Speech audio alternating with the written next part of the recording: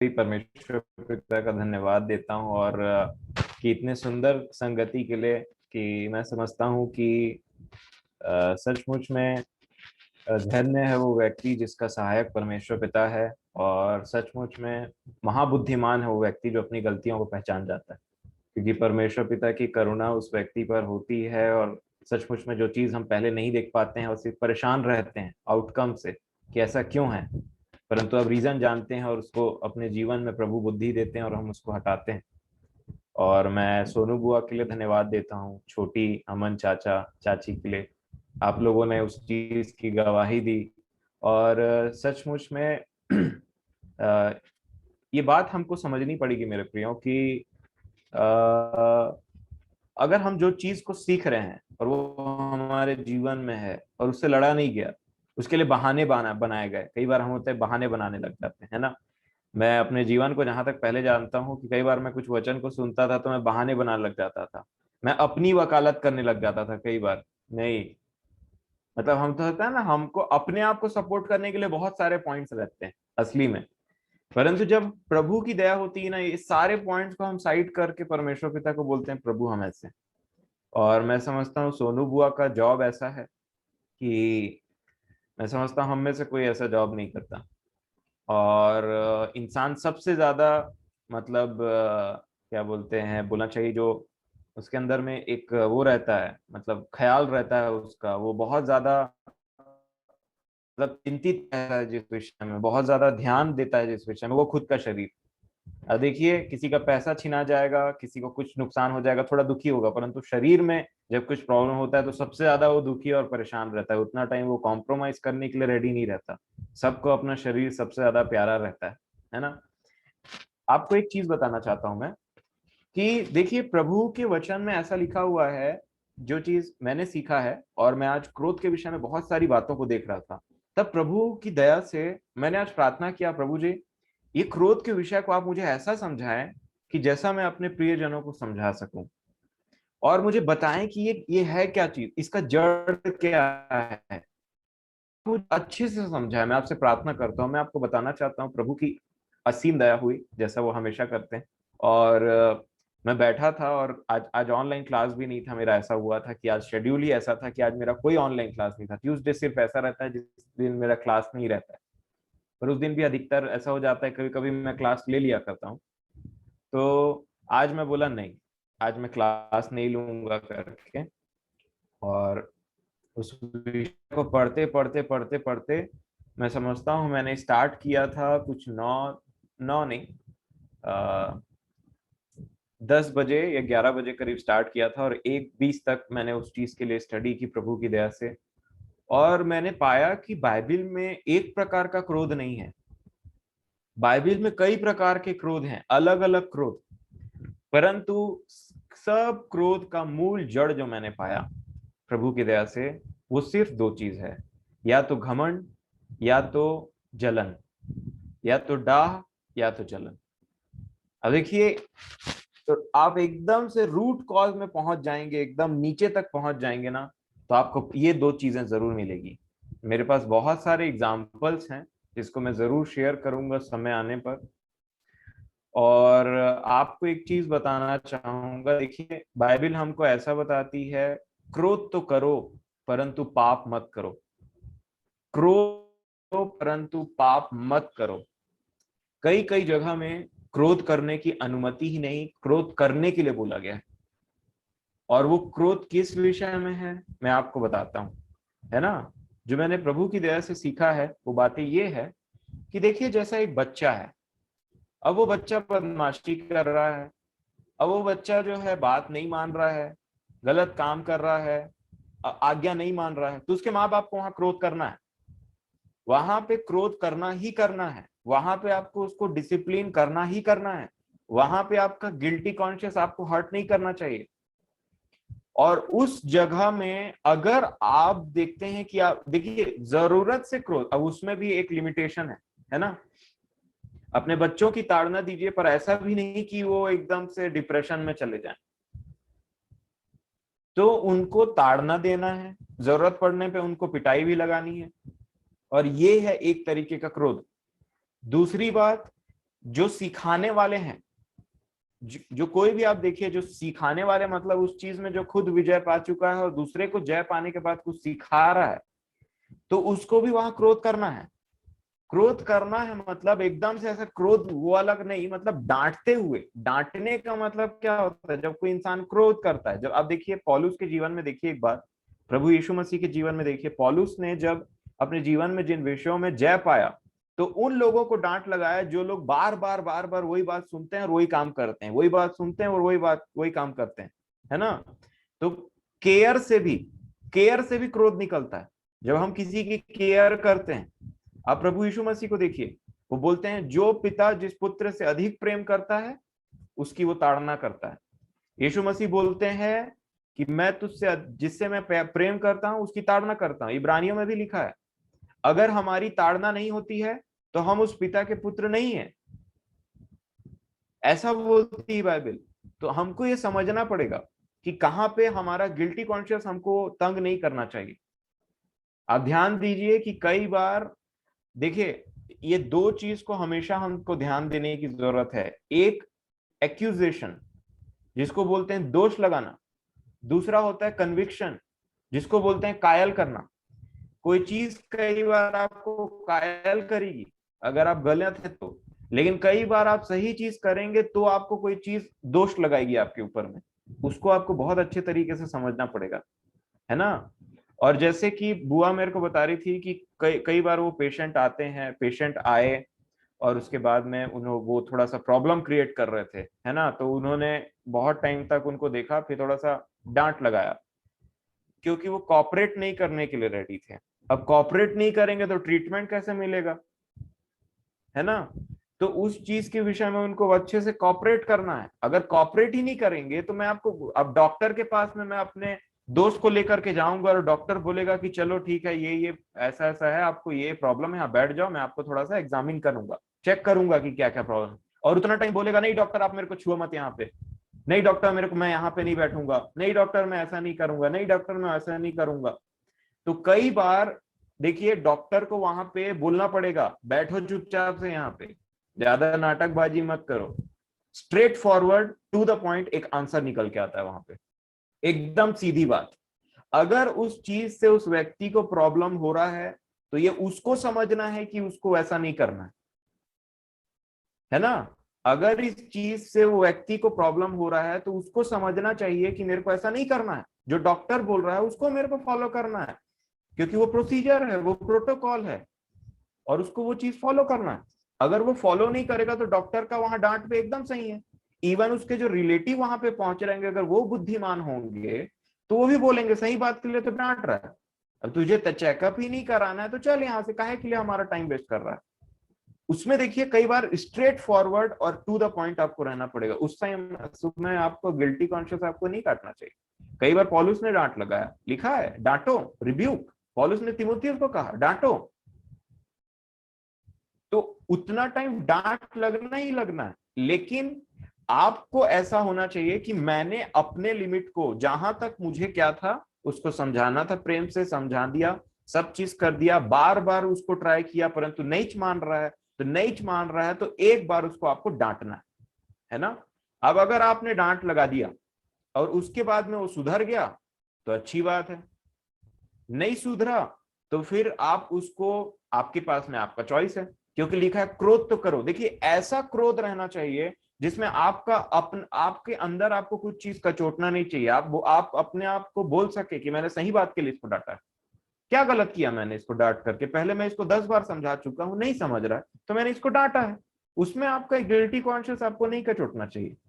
इसीलिए लिखा है क्रोध तो करो, क्रोध नेसेसरी है। मैं आपको बताऊं तो क्रोध बहुत बार जरूरी रहता है, डांट जरूरी रहती है। और जो व्यक्ति डांट से बैर रखता है ना, जिसको एक बात में भी थोड़ा सा बोल दें कुछ उसको ना, उसकी गलती की वजह से, और वो डांट से भी उसको बैर रहा है, उसको लग रहा है कि न जाने लोग कैसे बोलते हैं, ये है, आपको बात करने की तमीज नहीं है, तो उतना टाइम उसके शब्द आपको चुभने नहीं चाहिए।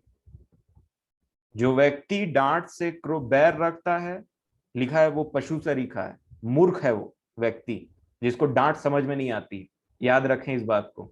और ऐसे लोग दुनिया में बहुत सारे हैं।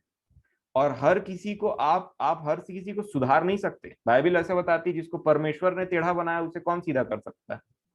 आप पौलुस के जीवन में देखिए, वो कई लोगों को सिखाने के लिए जाते थे, वो कई लोगों को समझाने के लिए जाते थे, परंतु वो नहीं मानते थे, तो लिखा है पौलुस वहां से चले जाते थे चुपचाप से।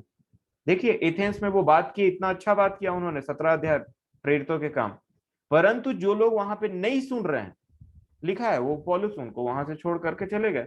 उनके लिए फिर चापलूसी और फिर किचकिच झिकझिक करने के लिए नहीं है, और ना ही आपको अपने दिमाग में उनके बारे में ज्यादा सोचना है। मान लीजिए अब देखिए मैं कैसे करता हूँ, मेरे यहाँ पे बच्चे स्टूडेंट हैं, उनको मैं बड़े आराम से बड़े प्रेम से समझाने की कोशिश करता हूँ, और मैं कई बार मैंने उनको समझाया है, क्योंकि मैं अपना जो ये मेरा विवेक है उसको मैं शुद्ध रखना चाहता हूँ। मैं नहीं चाहता मेरा विवेक किसी बात में दोष लगा और बोले तूने बिना मतलब का गुस्सा किया यहाँ पे। अब मान लीजिए मैं आपको बोलता हूँ कि पूरे स्कूल में जो टीचर है वो गुस्सा ना करे, तो क्या हालत होगा स्कूल और कॉलेज का, बताइए।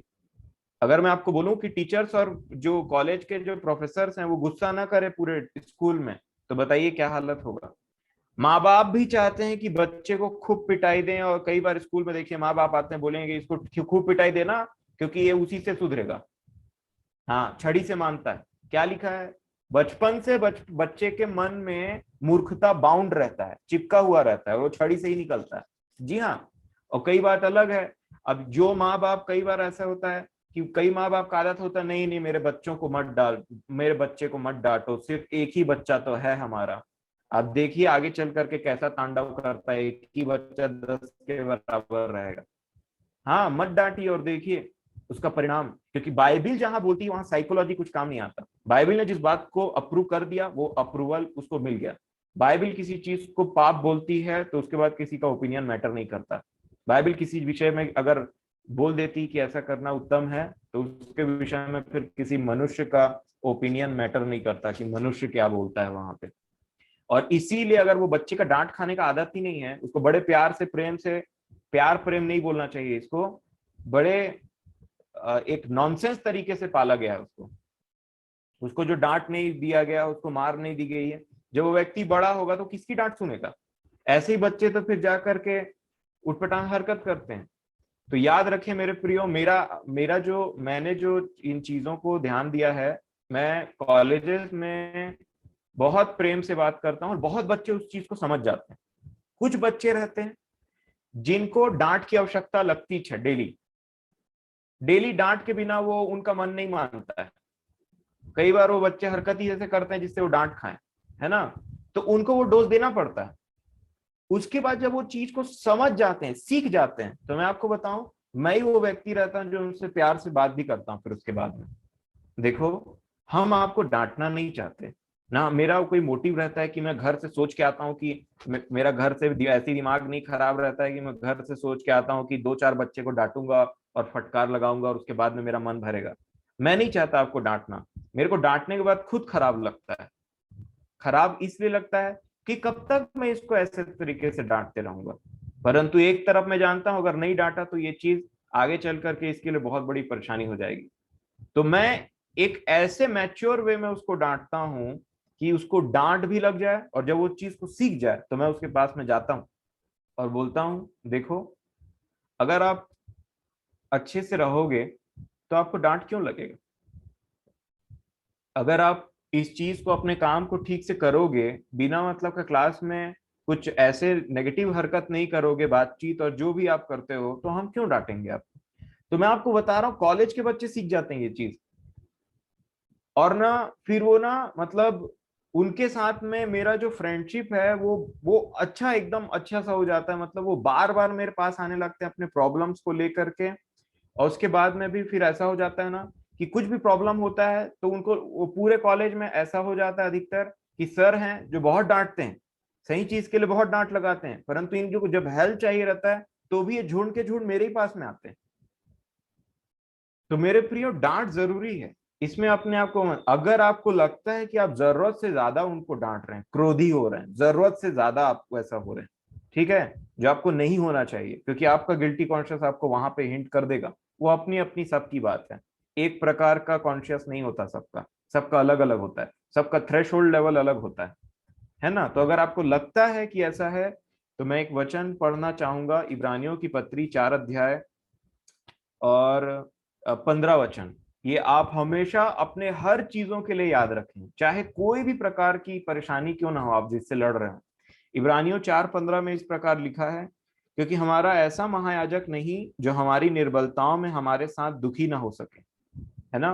मैं फिर पढ़ता हूं, हमारा ऐसा महायाजक नहीं जो हमारी निर्बलताओं में हमारे साथ दुखी ना हो सके, वरन वह सब बातों में हमारे समान परखा तो गया, तो भी निष्पाप निकला।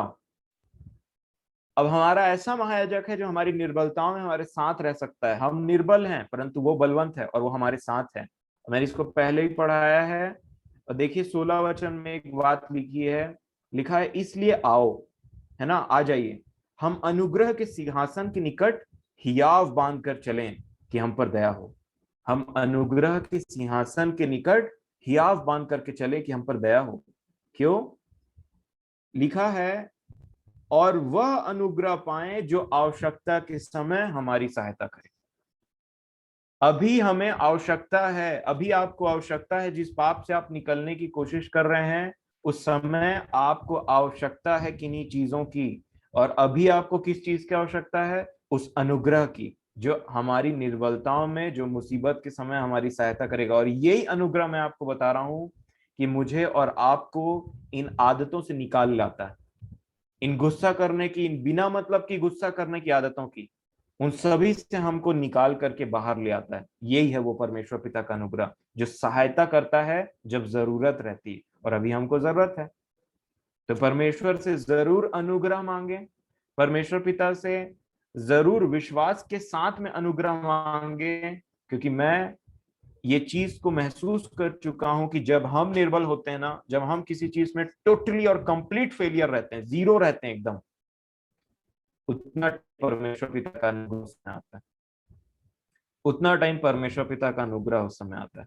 और वो अनुग्रह आपको मिलेगा और आप देखेंगे कि कैसे में आप खुद से कुछ कर पाते। उस अनुग्रह में परमेश्वर पिता ने आपको कब निकाल लिया और आप कब ऊपर उठ गए और आप कब हंसते हंसते वैसे सिचुएशन को पार कर जाएंगे, आपको नहीं पता चलेगा।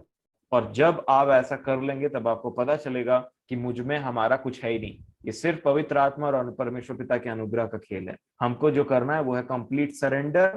दूसरा, परमेश्वर पिता पर पूरा पूरा विश्वास कि वो सब कर सकता है, तेरे विश्वास के अनुसार तेरे साथ में हो जाए।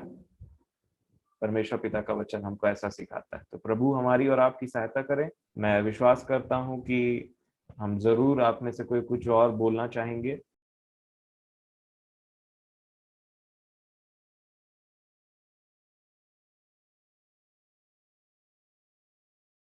अभी सबको अवसर है कि अगर वो कुछ बोलना चाहते हैं वो बोल सकते हैं।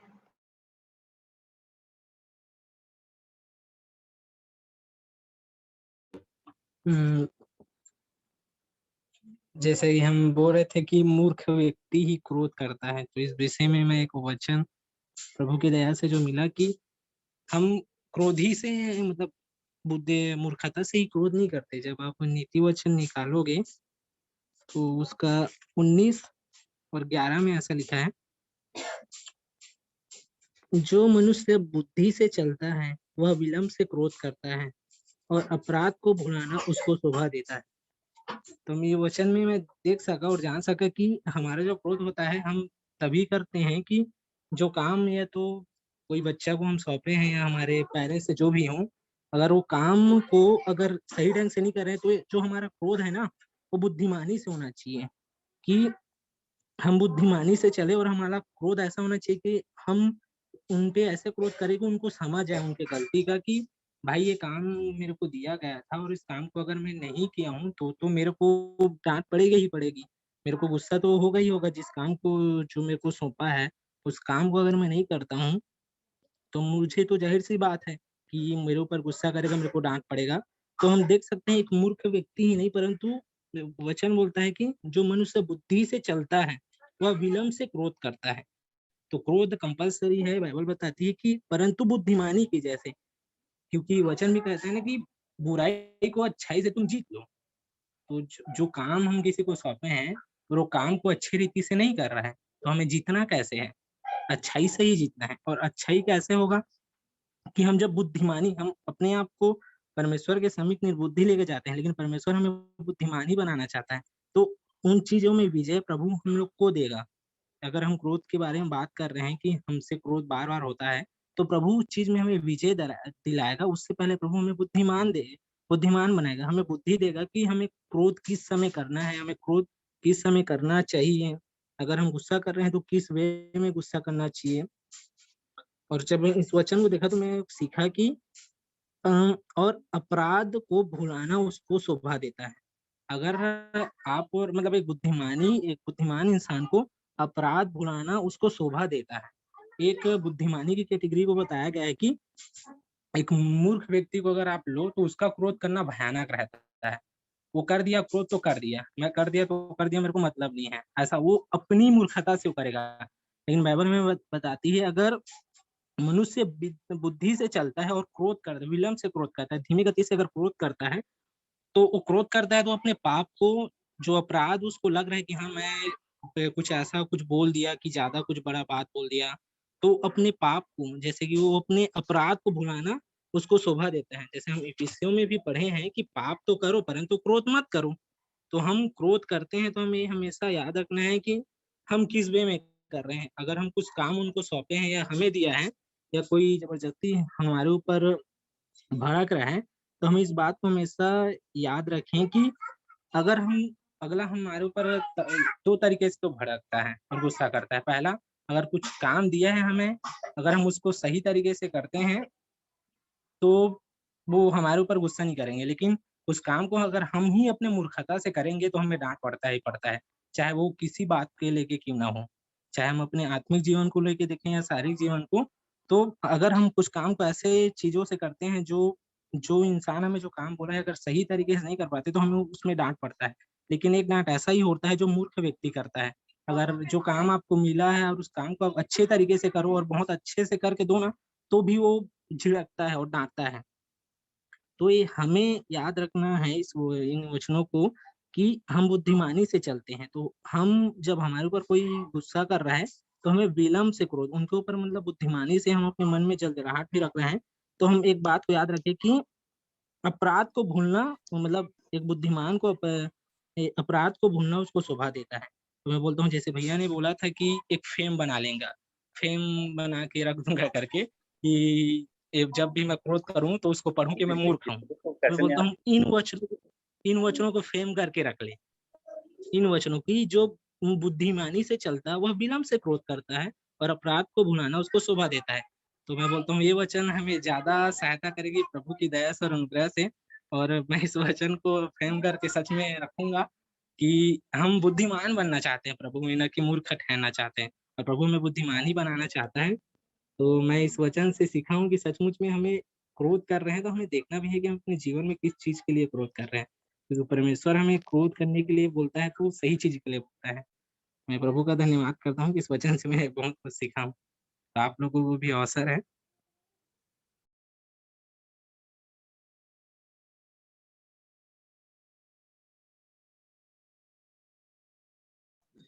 आप सभी को जय मसीह की। ऐसे तो क्रोध दो शब्द का है, लेकिन ये बहुत सारा टॉपिक है इसमें और बहुत ही विस्तारवादी रूप से है ये शब्द। कई प्रकार का क्रोध होता है और कहीं उचित और कहीं अनुचित। तो हम सबको ये सीखने वाली बात है कि हम जो है, जैसे नीति वचन में और भी बहुत सारा वचन में लिखा हुआ है कि एक तो लिखा है झट क्रोध करने वाले के संग न चलना, ऐसा ना हो कि तू उसकी सी चाल सीखे। तो सचमुच हमें बहुत ही जल्द झट से क्रोध नहीं करना है। मैं इसके लिए और तैयारी करी, मैं एक दिन बहुत अच्छे से और सोच रही हूँ बोलूंगी, पर अभी मैं थोड़ा सा ही बोलना चाहूंगी क्योंकि और समूह को असर होगा। और कई बार ऐसा होता है कि हम बिना मतलब के क्रोध करते हैं और दूसरे को तकलीफ पहुंचाते हैं, तो ऐसा भी उचित नहीं है। और हम देखें कि कहाँ पे उचित है और कहाँ पे हमारा क्रोध करना अनुचित है। तो हम इन बातों का भी ख्याल रखें कि हमारे द्वारा कभी किसी को, हम अपने जो अहंकार में भी कभी कभी जो क्रोध करते हैं उसके कारण हम किसी को चोट ना पहुंचाएं। बहुत सारे ऐसे जो चीजें हैं जो हमारे अंदर कभी कभी आ जाती हैं और हम बिना सोचे समझे भी क्रोध करते हैं। एक बार मेरा भाई जब हम लोग छोटे छोटे थे तो मैं जैसे कुछ चीज में गुस्सा होती थी तो बोलता था कि दीदी क्रोध करती है ना, गुस्सा होती है, तेरा मुंह अच्छा नहीं दिखता है। तो मैं जब भी गुस्सा होती थी तो मैं बोलती थी, अरे मेरा मुंह अच्छा नहीं दिखेगा, तो मैं गुस्सा नहीं होती थी उससे। तो बोलता था हाँ, अब सबसे अच्छा तरीका है ऐसी बोलने का। तो मैं इस चीज का भी याद करी बैठे बैठे। तो मैं बोलती थी, सच मैं आईना में देखती थी कि यदि मैं सही में गुस्सा होती हूँ तो कैसे दिखती हूँ। तो मैं ना इस कारण से भी क्रोध करना छोड़ी। और सब में होता है ये आदत, धीरे धीरे हम परमेश्वर के वचन को पढ़ के सीख के, और बाबू ने बहुत अच्छे से तरीके से जो समझाया कि सचमुच। और मैंने अभी देखा कि एक छोटा सा बच्चा, मैंने देखा कि जब वो 2-3 महीने 4 महीने का भी होता है, देखिएगा जब वो बहुत रोता है, उसको भूख लगा रहता है और उसको आप लेट से दूध देंगे तो जल्दी पीने के लिए तैयार नहीं होता है। वो भी अपना क्रोध दिखाता है कि मतलब मुझे इतनी देर में दूध मिला, और वो जल्दी पीने के लिए तैयार नहीं होता है। मैंने इस चीज को भी देखा और मैंने महसूस किया इतना छोटा बच्चा भी क्रोध क्रोध कर सकता है। और सचमुच क्रोध के कई रूप हैं, और समय समय पर क्रोध करना भी अच्छा है। यदि एक मुझे कहानी याद आई, एक माँ और बेटा रहते हैं, और बच्चा जो है वो गलत रास्ते पर जाता है, वो चोरी करके रोज ले आता है और माँ कुछ नहीं बोलती है। और एक दिन ऐसा था, वो बहुत बड़ा अपराधी बन जाता है, और फिर वो उसे फांसी की सजा होती है। तो अ, बोलते हैं कि तुमको मतलब तुम्हारी आखिरी इच्छा क्या है? तो बुला मतलब अपने मम्मी से बोलता है कि मैं मिलना चाहता हूँ। उसकी मम्मी आती है तो बोलता है कि यदि मेरी माँ मुझे शुरू से मतलब मुझे चेतावनी देती रहती और मुझे अच्छी शिक्षा देती तो मैं आज फांसी के जगह में नहीं रहता, मैं एक अच्छा इंसान होता। तो सचमुच हमें ताड़ना देने की भी जरूरत है समय समय पर। जैसे हमारे बच्चे हैं, हमें समय समय पर उन्हें समझाने की जरूरत है कि कहाँ पे गलत है कहाँ सही। क्योंकि कई बार यदि हम बच्चों को नहीं समझाएं या फिर किसी को नहीं समझाते हैं जहाँ जरूरत है, तो उसके कारण भी लोग बिगड़ जाते हैं। और हम इस प्रकार से कई चीजों से सीखते हैं। जैसे मैंने एक और वचन जो मुझे याद आता, झट क्रोध करने वाले की संगति ना करना, कहीं ऐसा ना हो कि तू उसकी सी चाल सीखे। तो सचमुच कभी कभी ऐसा होता है कि हम यदि उसके साथ रहते रहते हम भी वैसी हो जाते हैं। तो ये भी एक वचन के द्वारा जो हम सीखते हैं। सचमुच प्रभु हमारी अगुवाई करते हैं, और यदि हम प्रभु के भय में चलें और प्रभु से सचमुच प्रेम करते हैं तो प्रभु के यदि वचनों के अनुसार चलेंगे तो हमारे अंदर की जो इतनी सारी बुराइयां होती हैं सब धीरे धीरे धीरे धीरे समाप्त होती हैं। और इंसान में बहुत सारी चीजें ऐसे हैं जो क्रोध करना, घमंड करना, लालच करना, और जैसे बाबू ने समझाया कि शैतान को बस एक रास्ता मिलना चाहिए। तो हर एक इंसान में कुछ ना कुछ कमी जो रहता है तो उसके जरिए वो हमारे बीच में आ जाता है और हमें पता भी नहीं चलता है। तो सचमुच इन चीजों को हमें ध्यान देने की जरूरत है। और सबसे बड़ी बात जो मैंने सीखा, मैंने ये भी देखा है कि हम जबरदस्ती का मतलब अपने अहंकार में और अपनी ही भावनाओं को पूरी करने के लिए या अपना अहम दिखा के किसी के ऊपर राज्य ना करें। कई बार ऐसा होता है, लोग सोचते हैं कि ऐसा मैं करूंगा तो मेरा दबदबा बना रहेगा। तो ये भी गलत बात है। हम किसी की आत्मा को दुखी ना करें क्योंकि ये भी एक पाप है। वचन में मैंने पढ़ा था कहीं कि यदि हम किसी को दुख देते हैं, किसी के आत्मा को दुखी करते हैं तो भी एक पाप है। तो इस प्रकार से जो नीति वचन हमने कई जो पढ़ा, कई वचनों को पढ़ा और बाबू भी इतना अच्छे से समझाया, तो सचमुच ये हमें समझने की आवश्यकता है कि हमें कहाँ क्रोध करना उचित है और कहाँ अनुचित है। इन चीजों का हम विशेष रूप से ध्यान दें तो ज्यादा अच्छा रहेगा। क्योंकि मैं मुझे ये एक और मतलब थोड़ा सा एक बात याद आ रहा है कि कामी क्रोधी लालची इनसे भक्ति न होए, भक्ति करें कोई सूरमा जाके वरन कोई खोए। तो इसमें क्रोध भी है। मतलब यदि हम क्रोधी हैं तो हम प्रभु की भक्ति नहीं कर सकते और प्रभु हमें पसंद नहीं करते ऐसे, जैसे बिना मतलब हम जो यदि क्रोधी हैं तो। क्योंकि बाबू ने बताया वो वचन के अनुसार कि झट क्रोध करना भी एक मूर्खता का काम होता है। और ऐसे क्रोध में मैंने देखा है सचमुच इंसान बहुत बड़े बड़े पाप करता है। अभी हमारे कोरबा की घटना है, लोग क्रोध को पाल के रखते हैं और उसका ऐसा अंजाम देते हैं, हत्या तक कर देते हैं। तो बाद में पछताने से क्या फायदा? करना था सो कर रहा, अब क्यों पछताया, ऐसे करके ठो जो ये बात है। तो मतलब सचमुच हम जो भी करते हैं उसके पहले हम सोचें कि हम कर क्या रहे हैं। तो हम इन सब बातों को ध्यान दें। और जो मैं कोरबा का घटना बता रही हूँ, मतलब एक पारिवारिक उनका आपसी रंजिश चले आ रहा था धन के ऊपर में। और एक समय ऐसा आया कि सोचिए एक भाई और उसका परिवार मिल के दूसरे भाई को पूरा परिवार से ही तुम लोग मार डाले। छोटी बच्ची थी 5 साल की, पति पत्नी तीनों को उन्होंने मिल के मरवा दिया। तो कई बार होता है जो हम आवेश में आकर जो क्रोध करते हैं ना, क्रोध तो करो पाप मत करो, तो सचमुच हम इन चीजों का ध्यान दें कि हमसे पाप मत हो क्रोध में। क्रोध तो कई बार जरूरी भी होता है। जैसे हम बच्चों को, बाबू ने कहा कि जब पढ़ाते हैं तो उन्हें भी डांटना जरूरी होता है, क्योंकि वो कई बार ध्यान नहीं देते हैं। तो हाँ, यदि हम नहीं डांटेंगे और हम ऐसे चुप रहेंगे तो बच्चे कुछ सीखेंगे नहीं। घर में हमारे बच्चे हैं, यदि गलत काम कर रहे हैं और यदि नहीं डांटते हैं तो भी कुछ सीखेंगे नहीं, और हमारी ही वो कमजोरी कहलाएगी एक दिन। तो इस प्रकार से क्रोध जो है अपने आप में बहुत ही व्यापक शब्द है, भले ही 2 शब्द का है, लेकिन बहुत ही विस्तार रूप लिए हुए है। तो हम इन बातों को समझने की हमें आज आवश्यकता है कि हम कहाँ पर और किस जगह में कब कब कैसे हमें क्रोध करना है कि नहीं करना है। और हमारे कारण कोई दुखी थोड़ी हो रहा है, बल्कि हम यदि क्रोध करते भी हैं तो हमारा थोड़े समय के लिए ही हो, और बहुत समय के लिए ना हो। ऐसा ना हो कि हमारे मन में फिर वो क्रोध हम पाल के रखें और उससे एक पाप हो जाए। क्रोध तो करो पाप मत करो, तो इसलिए बोला गया है कि हम क्रोध में पाप मत करें। तुम्हारा क्रोध क्षण भर का ही हो, प्रभु का वचन है। और सूर्य अस्त होने के पहले ही हमारे क्रोध को शांत हो जाना चाहिए। यदि हम क्रोध करते हैं तो हमें उस चीज का भी ध्यान देना चाहिए कि हम यदि क्रोध करते हैं तो हमारा बहुत लंबे समय तक का किसी के ऊपर क्रोध ना रहे जो एक पाप को जन्म दे। सो बहुत सारी चीजें हैं क्रोध के बारे में, और हमने सचमुच इन दिनों बहुत सारी चीजों को सीखा है। और परमेश्वर पिता को मैं धन्यवाद देती हूँ कि मुझे तो झट क्रोध नहीं आता है, बहुत ही देर में क्रोध आता है। लेकिन जब मैंने प्रभु के वचन को ये भी पढ़ा कि मनुष्य परमेश्वर के जन को झगड़ालू नहीं होना चाहिए, तो मुझे भी इस वचन से बहुत ही आशीष मिली कि सचमुच हमें झगड़ालू नहीं होना चाहिए। बिना मतलब का हम कहीं भी झगड़ लें, कोई भी छोटी सी बात को हम सहन नहीं करते हैं।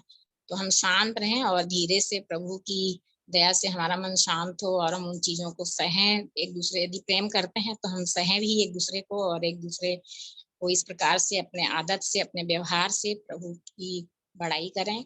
और इस प्रकार से मैं एक दिन वही सोच रही थी कि क्रोध पे बहुत बड़ा टॉपिक है, यदि इस पर बोलें तो बहुत लंबा समय जा सकता है। और मैंने कुछ कुछ अभी जो सीखा अभी आपके सामने रखा, सो आप लोग को भी अब अवसर होगा तो आप लोग हो सकता है। और आप लोगों को समय देने के लिए धन्यवाद।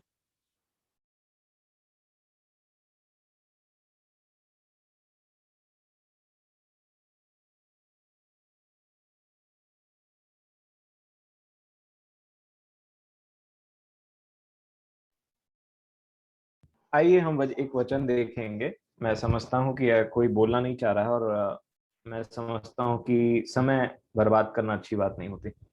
तो जिस प्रकार से मैंने आपको एक विषय में पढ़ने के लिए दिया था, मेरी आज मैं विश्वास करता हूँ आपने उस चीज को पढ़ा होगा। मत्ती रचित सुसमाचार 18 अध्याय और 23 वचन से मैंने कल ये विषय आपको दिया था पढ़ने के लिए। मत्ती रचित सुसमाचार 18 अध्याय 23 वचन से लेकर के मैंने कहा था कि आप अपने जो आपकी बाइबल स्टडी होती है उसमें 35 वचन तक जरूर पढ़ें। मत्ती रचित सुसमाचार 18, 23 का 35। ये एक दृष्टांत है जो प्रभु यीशु मसीह ने कहा। और मैं आपको जरूर बोलना चाहूंगा कि क्रोध के विषय में मैंने कुछ तैयारी की है, और मैं इस संडे को जरूर उस विषय में बात करूंगा, किस प्रकार के क्रोध होते हैं और क्या क्या चीजें होती जो हमको देखने के लिए जरूरत है। जो प्रभु ने मेरी सहायता की है, जरूर मैं उस विषय में बातचीत करना चाहूंगा।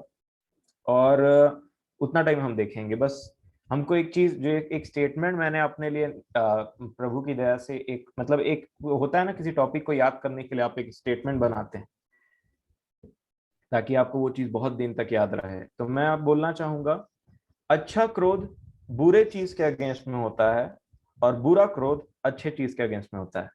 इससे आप पहचान सकते हैं कि अच्छा क्रोध और बुरे क्रोध में क्या डिफरेंस है।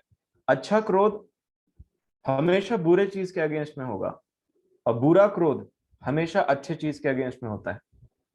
इस चीज को हमको समझने की जरूरत है। मैं समझता हूँ ये चीज आपको सहायता करेगी प्रभु की दया से, जो उन्होंने आज ही सुबह मुझे समझाया। और दूसरी बात, कैसे होता है, आपने देखा है वो डायनामाइट देखा है कैसे मैं समझता हूँ कि ऐसे लोग लगा देते हैं उसमें, मतलब जो फूटता है बड़े जोर से ब्लास्टिंग की जाती है ना, जो बारूद वगैरह रहता है उसका एक डायनामाइट बना के एक बॉम्ब टाइप का छोटा सा समझ लीजिए, उसको बना करके रखा जाता है, और उसकी जो वायरिंग होती है ना बहुत दूर तक जाती है ना, दूर तक, बहुत दूर तक वायरिंग जाती है, और उसके बाद में कोई इंसान उसको ऐसे करके जोर से दबाता है और ब्लास्टिंग कहीं और होती है ना। तो उसी समान हमको समझना है मेरे प्रियो कि हमारा क्रोध ऐसा होना चाहिए कि उस बारूद के समान, ठीक है, जिसमें उसका वायर इतना लंबा होना चाहिए ना, इतना लंबा होना चाहिए कि बीच में ही बुझाने का बहुत सारा समय हो। आपने देखा है कई छोटे छोटे फटाके आते हैं, बॉम्ब होते हैं, जिनका जो वो ऊपर का ऐसे करके बाती निकला रहता है ना, वो बहुत छोटा रहता है। अब उसको जलाएंगे और भागने भी नहीं पाएंगे और फूट जाता है कभी कभी। और कई होते हैं जिनका जो जितना बड़ा बम, उसका उतना बड़ा जो वो ऐसे करके जलाने वाला बाती होता है ना, वो उतना ही लंबा होता है। आप जलाएंगे, आपके पास बहुत समय रहेगा भागने के लिए। तो हमको भी कुछ उसी प्रकार का क्रोध रखना है, छोटा फ्यूज वाला क्रोध नहीं रखना है कि जलाया और फूट गया, आया क्रोध और फूट गया बूम, परंतु लंबी होनी चाहिए बाती, ताकि यहां से जल भी गया तो बीच में स्टॉप करने का टाइम हो भाई। ऐसा नहीं कि जला और वहीं फूट गया। ऐसे बम को फोड़ने के लिए बहुत लोग डरते हैं, है ना। तो ऐसा नहीं होना चाहिए, प्रभु हमारी सहायता करें। आइए एक बहुत ही इंपॉर्टेंट विषय में जो मेरे लिए बहुत इंपॉर्टेंट है, और बहुत मैं मतलब इन चीजों को देख रहा था और मैं सोच रहा था कि कुछ बहुत ज्यादा इंपॉर्टेंट चीजों को हम कभी कभी मिस आउट कर देते हैं, है ना। बहुत ज्यादा इंपॉर्टेंट चीजों को कई बार हम मिस आउट कर देते हैं, पर ऐसा ना होने पाए। मत्ती रचित सुसमाचार 18 अध्याय 23 वचन से लेकर के 35 वचन तक, यहाँ पे एक दृष्टांत है। आइए लाइन बाय लाइन पढ़ते हैं और उसमें से एक विशेष प्रभु की आशीष को आज पाएं। प्रभु की दया से प्रभु हमारे साथ हो और वही हमारी सहायता करें इन चीजों को समझने के लिए। इसलिए मत्ती रचित सुसमाचार 18 अध्याय 23 वचन, इसलिए स्वर्ग का राज्य उस राजा के समान है जिसने अपने दासों से लेखा लेना चाहा।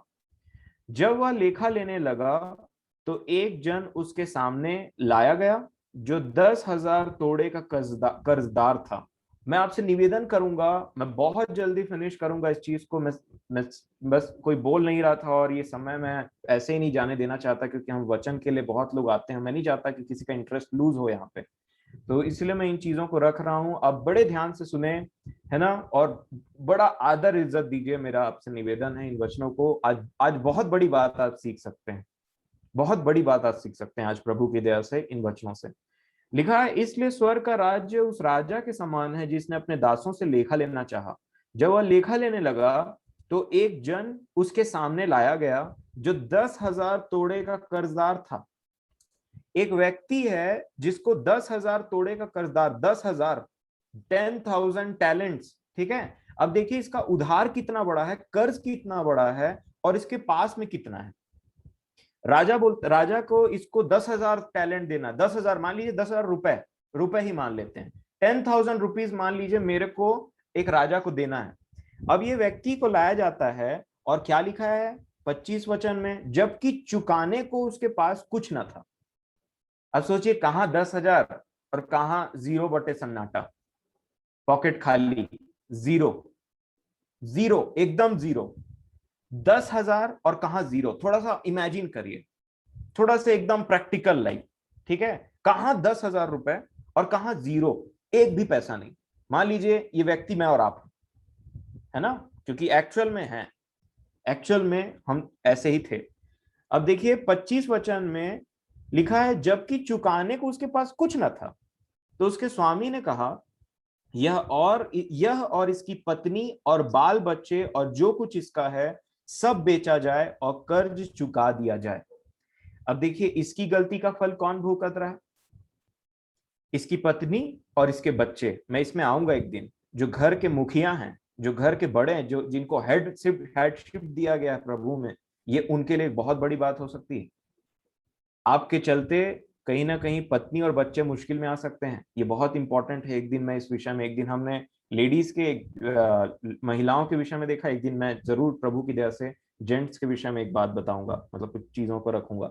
लिखा है, जबकि चुकाने को उसके पास कुछ ना था, तो उसके स्वामी ने कहा, ये व्यक्ति, इसकी पत्नी और इसके बच्चे, सब कुछ को बेच डालो और उसके बाद में कर्ज चुका दो। वो 10,000 रुपए इनका बेचा जाना, एक व्यक्ति, उसकी पत्नी और उसके बच्चे, इतने सबको बेचेगा तो स्वामी बोलता है इनको बेचो और वो 10,000 रुपए वापस लेकर के आओ। अब देखिए क्या लिखा है 26 वचन में, इस पर उस दास ने गिर कर उसे प्रणाम किया। प्रणाम करने के बाद में क्या कहा, और कहा हे स्वामी धीरज धर, मैं सब कुछ भर दूंगा। थोड़ा सा मुझ पर रहम करें, थोड़ा सा पेशेंस रखें, थोड़ा सा धीरज रखें, ऐसा ना करें, मुझे ना बेचें, मेरे इतने बड़े कर्ज के चलते मुझे मत बेचिए, मेरे पत्नी और मेरे बच्चों को मत बेचिए। प्रैक्टिकल सोचिए, आपको बहुत कुछ फील होगा जब ये व्यक्ति बोलता है, क्योंकि इसके बेचारे के लिए 10,000 रुपए बहुत बड़ी रकम है, इसके पास तो 0 रुपए, एक भी पैसा नहीं, और कहा 10,000, इसीलिए तो इतना बड़ा डिफरेंस दिया गया है। इस दृष्टांत को बोलते समय यीशु मसीह ने क्यों 10,000 और शून्य को रखा, कहां 10,000 और कहां 0 रुपए, है ना, इतना बड़ा गैप है। तो ये व्यक्ति बोलता है प्रभु जी राजा मुझ पर दया करें, धीरज धरिए थोड़ा, मैं भर दूंगा, चुका दूंगा, ऐसा ना करें, ऐसा आप मुझ पर क्रोध ना करें कि मेरे बच्चों को और मुझे आप बेच दें। तो यहाँ पे क्या लिखा है, ऐसा बोलते साथ में देखिए 27 वचन में क्या लिखा है, तब उस दास के स्वामी ने तरस खाकर उसे छोड़ दिया। क्या खाया, तरस, दया। कितना बड़ा कर्ज था, 10,000, भूल गया 10,000 को, छोड़ दिया, आजाद। क्या बोलता है, चलो ठीक है कोई बात नहीं, क्योंकि स्वामी कौन है, परमेश्वर पिता, और ये व्यक्ति कौन है, इसके 10,000 ये शो करते हैं कि ये कोई सांसारिक रुपए नहीं है, ये हमारे पापों का बदला है जिसको हम कभी नहीं चुका सकते। अब देखिए जब ये मनुष्य पाप करता है, मैं आपको बोलूंगा, मान लीजिए हम सब पापी ये कैटेगरी में थे पहले, और मैं आपको बोलूंगा कि हमने जितने पाप किए हैं उसका मूल्य, उसका पैसा चुकाने की बात आई, तो आपको क्या लगता है कितना में होगा उसका दाम, कितना पैसा दे सकते हैं अपने पाप के लिए, आप कितना पैसा दे सकते थे जब हम पापी थे, और उस लहू के कीमत के वजह से हम कितना पैसा निछावर कर सकते थे। अगर आप बोलेंगे 1 करोड़, तो उसका 10,000 गुना ज्यादा ले लीजिए, उतना आपका दाम होगा, समझ लीजिए, और वो भी नहीं था, उससे भी नहीं चुका पाते। मैं ये बात क्यों कंपेयर कर रहा हूं, क्योंकि हम कभी भी अपने पापों का बदला परमेश्वर पिता को किसी वस्तु, किसी चीज से दे करके नहीं कर सकते थे। इसीलिए उसने दृष्टांत में क्या रखा, तुम्हारे पास 0 है और तुम्हारा कर्ज 10,000 है, तुम कुछ नहीं दे सकते अपने पाप के बदले में, और तुम्हारा कर्ज इतना बड़ा है 10,000 रुपए, और तुमको माफी मांगनी पड़ेगी और दया से ही तुम्हारे पाप क्षमा हो सकते हैं। ये बताना चाह रहे थे वो यीशु मसीह। कोई ऐसा रुपए, कोई ऐसा पैसा, कोई ऐसा सोना नहीं है जिसको तुम परमेश्वर को निछावर करके, इस दुनिया के सारे सोने चांदी और दौलत को निछावर कर दें हम परमेश्वर पिता के सामने, सिर्फ एक व्यक्ति के लिए कि प्रभु इस व्यक्ति के पाप क्षमा कर दीजिए और ये सारी चीजों को आप ले लीजिए। प्रभु बोलेंगे ये सारी चीजें जो तू मुझे ऑफर कर रहा है ये मेरी है, मैं नहीं बनाया इसको। पाप का बदला खून से निकलता है और खून निष्पाप का चढ़ाया जाता है, और इस प्रकार से व्यक्ति कहां 0 रुपए रखा हुआ है और कहां कर्ज है 10,000। मैं और आप, हमारी दशा ऐसी थी, हम अपने पापों के बदले कोई ऐसा बलिदान, कोई ऐसा भेंट, कोई ऐसा पैसा, कोई रुपया नहीं दे सकते थे, इसलिए हमारी दशा ऐसे ही थी एग्जैक्टली। पैसे में 0 रुपए, जेब में 0 रुपए और कर्ज 10,000, ये हमारे पाप के बोझ थे। परंतु जैसे ही हम गिड़गिड़ा करके बोलते हैं प्रभु हमको क्षमा करें, हम पर तरस खाएं, हमसे ऐसा बर्ताव ना करें प्रभु जी, हमारे पास चुकाने के लिए कुछ नहीं है, क्या दे सकता हूं मैं, क्या ला सकता हूं, सिर्फ मैं आपको यही बोलता हूं कि अपने पुत्र के द्वारा अपने पुत्र के लहू के द्वारा हमारे पापों को क्षमा कर दीजिए। जब एक व्यक्ति को समझ में आ जाता है कि मेरे पास 0 रुपए है और मेरा कर्ज 10,000 रुपए है, तो वो डिपेंडेंट हो जाता है दया पर, राजा की दया पर, कि दया करेगा तभी मैं कर्ज से छूट सकता हूं, अन्यथा ये इम्पॉसिबल है। ये इम्पॉसिबल है किसी व्यक्ति के पास 0 रुपए हो और उसका कर्ज 10,000 रुपए हो। तो लिखा है इस पर 26 वचन, इस पर उस दास ने गिरकर उसे प्रणाम किया और कहा हे स्वामी धीरज धर, मैं सब कुछ भर दूंगा। थोड़ा धीरज धरिए, मैं सब कुछ भर दूंगा। लिखा है 27 वचन में, तब उस दास के स्वामी ने तरस खाकर उसे छोड़ दिया और उसका कर्ज भी क्षमा कर दिया। दास का कर्ज क्षमा हो गया। अब देखिए जितने लोगों से मिलेगा ये सब दास हैं, है ना, एक राजा है बाकी सब दास हैं इस पूरे दृष्टांत में। अब ये क्या कर रहा है, 28 वचन में, परंतु जब वह दास बाहर निकला तो उसके संगी दासों में से एक उसको मिला जो उसके 100 दिनार का कर्जदार था। कहां 10,000 और कहां 100 दिनार। मैं फिर बोलता हूं, इस पूरे दृष्टांत में आपको कंपेयर करने की जरूरत है। एक है 0, 0, एक है 10,000 और एक है 100 दिनारी, है ना। मतलब हमारा माफ किया गया 10,000 है, हमको कितना माफी मिली? 10,000 की माफी मिली। और हम ये व्यक्ति कितना नहीं माफ कर पा रहा है? 100। ठीक है, तो यहां पे क्या लिखा है 28 में, परंतु जब वह दास बाहर निकला तो उसके संगी दासों में से एक उसको मिला जो उसके 100 दिनारी का कर्जदार था। अब उसका व्यवहार देखिए, उसके साथ में लिखा है, उसने उसे पकड़कर उसका गला घोंटा और कहा, जो कुछ तुझ पर कर्ज है भर दे। अब इसका बिहेवियर देखिए, जो एक व्यक्ति खुद क्षमा पाया हुआ व्यक्ति है, जो खुद 10,000 के बदले 0 रुपए बोलता है, मेरा 0 रुपए मेरे पास, मैं क्या भरूंगा, तो उसको दया की गई उसके ऊपर में। अब जब इस व्यक्ति का दूसरा व्यक्ति कर्जदार है 100 दिनारी, सिर्फ 100, उसको ये गला घोंटता है और बोलता है मेरा सब भर दे। और आगे क्या लिखा है 29 वचन में, इस पर अब वो बेचारे जो इसका जिसको ओ करता था, इसका कर्जदार था, वो क्या बोलता है 29 वचन में, थोड़ा शब्द देखें। इस पर उसका संगी दास गिर कर उससे विनती करने लगा, धीरज धर, मैं सब भर दूंगा। सेम शब्द जो ये बोला था वो राजा को, धीरज धर, मैं सब भर दूंगा। ये वो ऐसे ही उससे गिड़गिड़ाता है, मुझे क्षमा कर दे, थोड़ा धीरज धर, मैं भर दूंगा सब। तो इस व्यक्ति को ना अपनी दशा याद नहीं आती, इस व्यक्ति को अपनी दशा याद नहीं आती।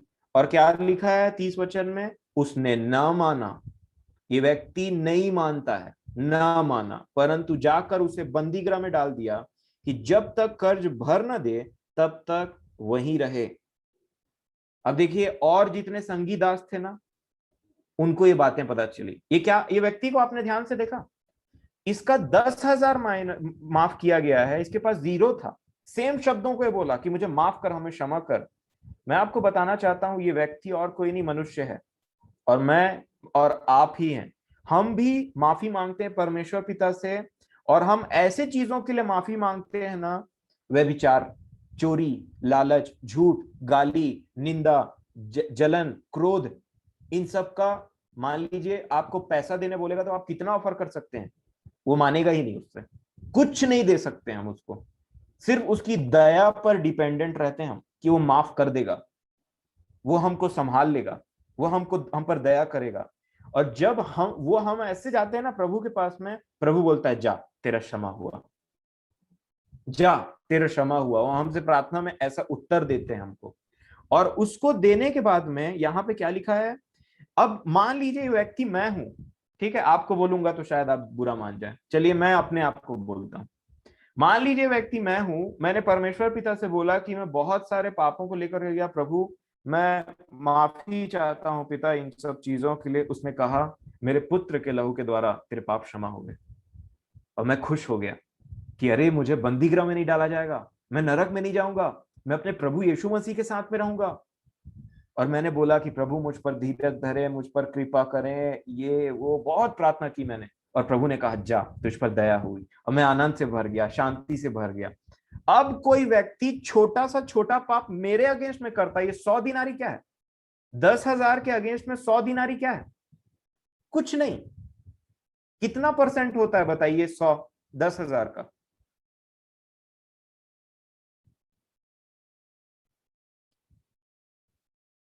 कोई मैथमेटिशियन है यहाँ?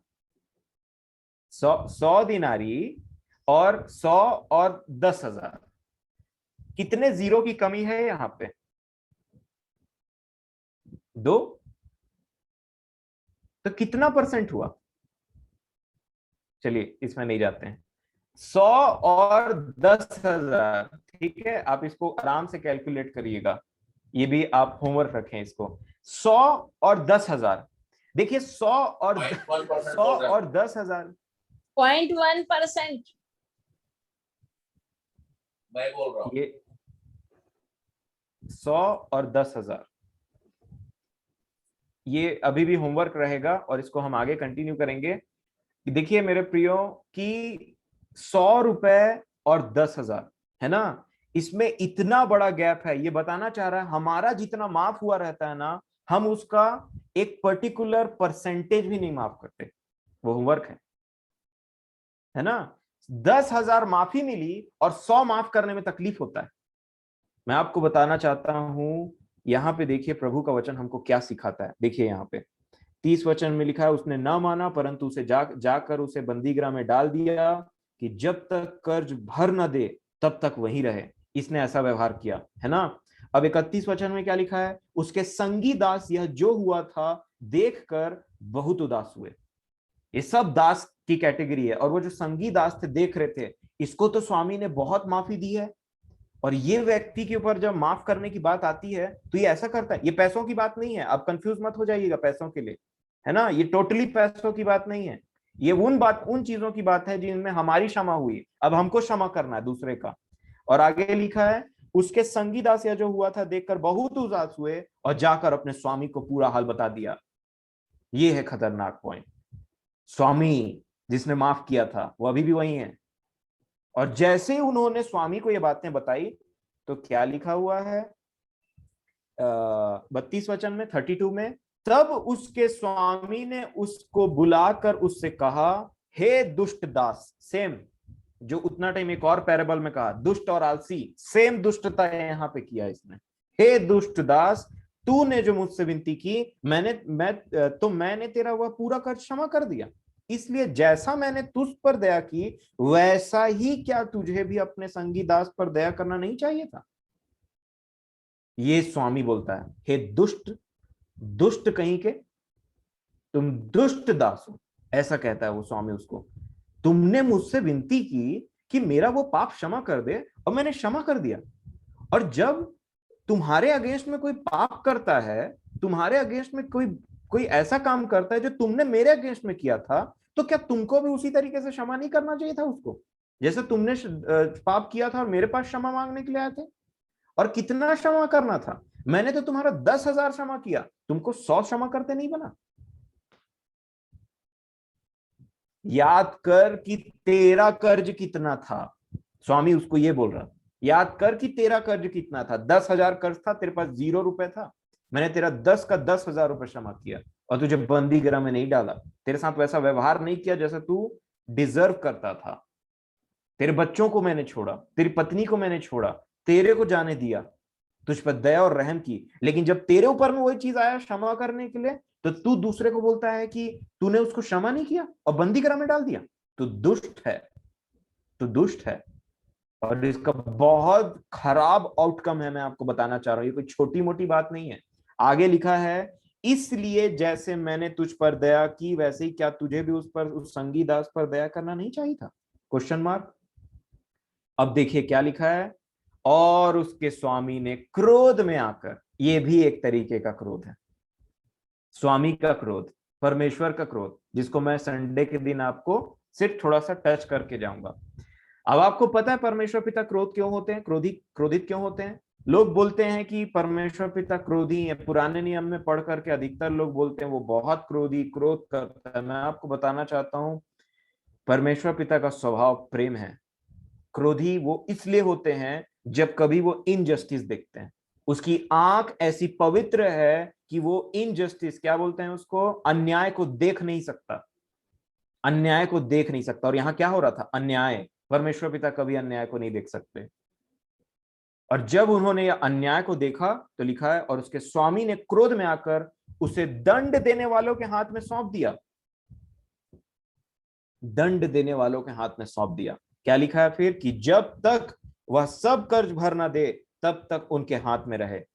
जब तक वे सब कर्ज भर ना दे तब तक तू उसके हाथ में रहे। वापस से वही बंधवाई जिससे छुटकारा हुआ था। और इस बात को आज समझना बहुत ज्यादा इंपॉर्टेंट है। अगर मैं और आप माफ नहीं करते हैं अपने एडवर्सरीज को, हमारे विरुद्ध में जिसने पाप किया है, हमको किसी को ठेस पहुंचाया है, देखिए ये भी एक तरीके का पाप है। याद रखिए, हर बार उस व्यक्ति को जिसने आपके अगेंस्ट में पाप किया, आप उसके अगेंस्ट में अगर उंगली उठाते हैं, तो ये भी एक तरीके का पाप है। लिखा है वापस से इसकी दशा वही हो गई, 0 रुपए और 10,000 कर्जदार। कितनी भयानक बात, क्योंकि स्वामी वहां इनके बीच में आ गया। और ये स्वामी कौन है? ये परमेश्वर पिता को दर्शाते हैं। और लिखा है क्रोध में आकर उसे दंड देने वालों के हाथ में सौंप दिया कि जब तक वह कर्ज भर न दे तब तक उनके हाथ में रहे। अब ये ये कौन है पता है? दंड देने वाले ये है दुष्ट आत्माएं। ये है दुष्ट आत्माएं, ये उसको फिर से सताते रहेंगी और ये जेल में बंद रहेगा और ये उसको बहुत प्रताड़ित करेंगी और हर दम ये प्रताड़ित होता रहेगा। और क्यों? अब इसमें क्या लिखा है? अब देखिए स्वामी ना बड़े बुद्धिमानी के साथ में एक आदेश निकालते हैं। यहीं पे आप पाएंगे लिखा है उसके स्वामी ने क्रोध में आकर उसे दंड देने वालों के हाथ में सौंप दिया। और क्या एक बात क्या रखी थी? एक टर्म क्या रखा वहां पे कि जब तक वह सब कर्ज भर ना दे तब तक उनके हाथ में रहे। अब बताइए इसके पास 0 रुपए है, 10,000 रुपए से कर्ज ये कहां से भरेगा? कहां से भरेगा ये 10,000 रुपए कर्ज? इसके पास तो अभी भी 0 रुपए है, कहां से भरेगा ये 10,000 रुपए कर्ज? इसका मतलब मैं और आप समझें, जो पाप हमारा क्षमा किया था वो पाप हमारे पर फिर से लाद दिया गया अगर हम दूसरे का पाप क्षमा ना करें तो। जो पाप हमारा पुराना क्षमा किया गया था और हम उस आजादी को महसूस कर रहे थे, लिखा है ना इसको बंदीगृह में नहीं डाला परंतु बाहर भेज दिया। हमको जो शांति, जो आनंद, जो प्रेम हम महसूस कर रहे थे अपने परमेश्वर पिता में, वो सब छीन ली जाएगी और हमको पुराने जीवन में वापस फेंक दिया जाएगा अगर हम दूसरे का अपराध क्षमा नहीं करते तो। ये है इस दृष्टांत का मतलब। और वही कैदी जो हम पर पुराने राज किया करते थे, कैदी मतलब उसके ऊपर में कोई जेलर है, और ये जेलर कौन है? दुष्ट आत्मा है। यही तो प्रताड़ित करती है। जेल में क्या होता है? सेवकाई होती नहीं। आप जानते हैं जेल में क्या होता है? वो क्या करते हैं, कई बार जेलर लोग बड़े कड़ाई से डांटते हैं, गाली देते हैं, खाना नहीं देते हैं ठीक से, प्रताड़ित करते हैं। और इसलिए तो जेल नाम से लोग कांपते हैं। अगर जेल अच्छी जगह होती तो क्यों ना जाते सब, कि फ्री का खाना मिलेगा वहीं पे रहेंगे करके। क्यों कमाते सब? और क्यों जेल के नाम से डरते हैं सब? क्योंकि जेल में प्रताड़ना होती है, दंड दिया जाता है, आजादी छीन ली जाती है। और हमको जो आजादी मिली है वो हम कैसे छीनवा सकते हैं? कैसे दूसरे के हाथ में दे सकते हैं? कैसे दुष्ट आत्मा को दे सकते हैं? कैसे परमेश्वर पिता के विरोधी हो सकते हैं? कैसे प्रभु हमको दुष्ट बोल सकते हैं यदि हम किसी को दूसरे को माफ नहीं करेंगे तब? ये बात को आज समझना बहुत जरूरी है मेरे प्रियो, बहुत जरूरी है। अगर माफ नहीं करोगे तो माफ नहीं किया जाएगा। यीशु मसीह ने, आपको पता है, मैं जब पढ़ रहा था बाइबल में तो मैं देख रहा था कि प्रभु की प्रार्थना जहां पे है, उस प्रभु की प्रार्थना को सिखाने के बाद में यीशु मसीह ने सिर्फ और सिर्फ एक पॉइंट को उससे निकाला और उसको एक्सप्लेन किया। हम प्रभु की प्रार्थना तो डेली करते हैं, बोलते हैं हे हमारे पिता आप जो स्वर्ग में, आपका नाम पवित्र माना जाए, आपका राज्य आए, आपकी इच्छा जैसे स्वर्ग में पूरी होती वैसा इस पृथ्वी पर भी पूरी होने दे। हमारे दिन भर की रोटी आज आप हमें दे, और जैसा हमने अपने अपराधियों को क्षमा किया है वैसा ही आप भी हमारे अपराधों को क्षमा करें। आपको पता है इस चीज के पीछे का कॉन्सेप्ट क्या है? क्यों प्रभु ने इस स्टेटमेंट को हमारे प्रार्थना में डाल दिया? ताकि जब भी हम प्रभु को याद करें, जब भी प्रार्थना करें, तो ये बात याद रखें कि प्रभु से जाने से पहले हम उसको क्षमा करें जिसको हमको क्षमा करते नहीं बन रहा है। आप बड़े ध्यान से पढ़िएगा बाइबल। प्रभु मेरी और आपकी सहायता करें, ध्यान से तो सही, प्रभु के अनुग्रह भी इसमें बहुत जरूरी, तभी हम इस बातों को समझ पाएंगे। मत्ती रचित सुसमाचार 6 अध्याय आज देखें कि हम डेली जो प्रार्थना करते हैं ना, कहीं हम पे गवाही ना बन जाए। जी हाँ, लिखा है मत्ती रचित सुसमाचार 6वां अध्याय और 7 वचन से, बहुत इंपॉर्टेंट है। लिखा है मत्ती 6 और 7, प्रार्थना करते समय अन्य जातियों के समान बकबक न करो, क्योंकि वे समझते हैं कि उनके बहुत बोलने से उनकी सुनी जाएगी। इसलिए तुम उनके समान न बनो, क्योंकि तुम्हारा पिता मांगने से पहले ही जानता है कि तुम्हारी क्या क्या आवश्यकताएं हैं। 9वां वचन से स्टार्ट होता है प्रभु प्रार्थना जिसको हम करते हैं। अतः तुम इस रीति से प्रार्थना करना। किस रीति से? एक सीक्वेंस। हे हमारे पिता तू जो स्वर्ग में है, तेरा नाम पवित्र माना जाए, तेरा राज्य आए, तेरी इच्छा जैसे स्वर्ग में पूरी होती है वैसे वैसे पृथ्वी पर भी हो। हमारी दिन भर की रोटी आज हमें दे, और जिस प्रकार हमने अपने अपराधियों को क्षमा किया है वैसे ही तू भी हमारे अपराधों को क्षमा कर, और हमें परीक्षा में ना ला क्यों, परंतु बुराई से बचा, क्योंकि राज्य और पराक्रम और महिमा सदा आप ही के हैं। आमीन। इसके बाद में 14 वचन में प्रभु यीशु मसीह ने प्रार्थना में से क्या चीज को निकाला? इस पूरी प्रार्थना में से क्या चीज को निकाला? 14वां वचन, इसलिए इन सब प्रार्थनाओं में से सबसे इंपॉर्टेंट जो तुम्हारे लिए रहेगा उसको प्रभु ने फिर से हाईलाइट कर दिया। प्रार्थना में तो बोला ही, परंतु प्रार्थना में से, इस पूरे प्रार्थना में से एक इंपॉर्टेंट चीज को प्रभु यीशु मसीह ने खींच करके बाहर निकाला, और उसके बाद में कहा, लिखा है 14 वचन में, इसलिए यदि तुम मनुष्य के अपराध क्षमा करोगे तो तुम्हारा स्वर्गीय पिता भी तुम्हें क्षमा करेगा, अन्यथा इसका जस्ट वाइस वर्सा। क्षमा करोगे तो क्षमा हो जाओगे। इस दृष्टांत में हमने क्या, क्षमा किए जाओगे, इस दृष्टांत में हमने क्या पढ़ा? उसने उस दास का क्षमा किया, उस दास को दूसरे का क्षमा करना चाहिए था। ये स्वामी एक्सपेक्ट कर रहा था, ये स्वामी एक्सपेक्ट कर रहा था। लिखा भी हुआ यहाँ पे 32 वचन में, तब उसके स्वामी ने उसको बुलाकर उससे कहा, 18 का 32, हे दुष्ट दास, तूने जो मुझसे विनती की तो मैंने वह पूरा कर्ज क्षमा कर दिया, इसलिए जैसे मैंने तुझ पर दया की वैसे ही तुझे भी अपने संगी दास पर दया करना था। जैसे मैंने किया वैसे तुझे भी करना था। जैसे हम अपने अपराधों को क्षमा करते हैं, जैसे हम अपने अपराधियों को क्षमा करते हैं वैसे ही तू हमारे अपराधों को क्षमा कर। जस्ट जैसे करते हैं वैसे क्षमा प्राप्त करते हैं। ये एक इतना इंपॉर्टेंट टॉपिक है जो मुझे और आपको वापस बंधुआई में भेज सकता है। जिस जीवन को पाके हम इतना आनंदित हैं, ये माफ नहीं करने के वजह से आपसे वो सब चीजें छीन करके बंदीगृह में वापस हमको ढकेल सकती। ये इतना इंपॉर्टेंट है। और यीशु मसीह ने जो प्रार्थना सिखाई थी उसमें से यही पॉइंट को निकाल करके इसमें बहुत ज्यादा फोकस दिया। अगर क्षमा करते नहीं बनता है तो बंधुआई में जाने के लिए रेडी रहे। ये एकदम से स्ट्रेट फॉरवर्ड सेंटेंस में बोलना चाहता हूं आपको भी और अपने आप को भी। अगर क्षमा करते नहीं बनता है तो बंधुआई में से बाहर हम नहीं निकल सकते। उन दुष्ट आत्माओं के चंगुल से, उन पुरानी आदतों से, उन पुराने रीति व्यवहार से, उन पुराने कुव्यवहार से हम कभी भी वापस निकल करके बाहर नहीं आ सकते। कई बार याद रखें, अब इसको इतने आसानी से मत ले लीजिएगा कि मैंने सब चीज क्षमा कर दिया, मेरे अंदर में कुछ चीज नहीं है। याद करिए, कई बार वो आपका डॉक्टर हो सकता है, कई बार आपको किसी ने कुछ गलत चीज दे दिया है, कई बार आपको वैल्यू फॉर मनी नहीं मिली, आपने 100 रुपए दिया और किसी ने आपके साथ में बेईमानी कर दिया और आपको 80 रुपए का चीज दिया। कई बार वो आपका पड़ोसी हो सकता है, कई बार वो आपके कामकाज में कोई व्यक्ति हो सकता है जिसके लिए आपने इतना सा कुछ रखा है अपने दिमाग में, अपने मन में, अपने हार्ट में।